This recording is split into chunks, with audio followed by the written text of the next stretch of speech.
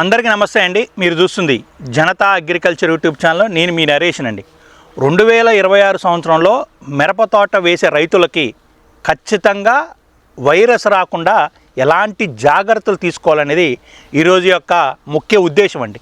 అసలు వైరస్ రావడానికి గల కారణం ఏంటంటే అది ఏ సెగ్మెంట్ అయినా కానీ, ఏ సీడ్ అయినా కానీ, ఎలాంటి నేలల్లో అయినా కానీ వైరస్ రావడానికి గల కారణం ఏంటంటే భూమి లోపల పోషకాలు లేకపోవటం వల్ల.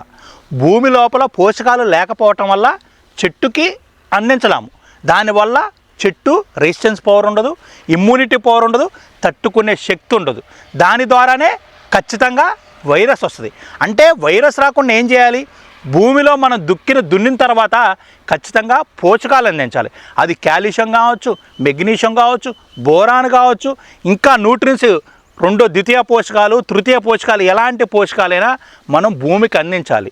దాని తర్వాత హ్యూమిక్, ఫల్విక్, ఎమినోస్, సీవీడు ఇలాంటివి కూడా మనం బయోస్టిమ్యులెంట్స్ ఖచ్చితంగా అందించాలి.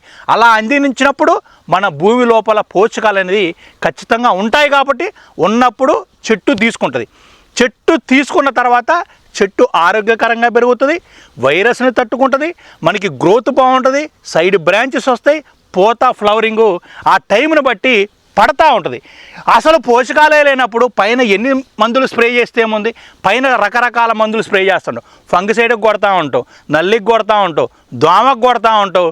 ఎలాంటి పోషకాలు అందించలేకపోవడం వల్ల ఇలాంటి ప్రాబ్లమ్స్ కూడా ఖచ్చితంగా వస్తాయి. తట్టుకునే శక్తి చెట్టుకుండదు.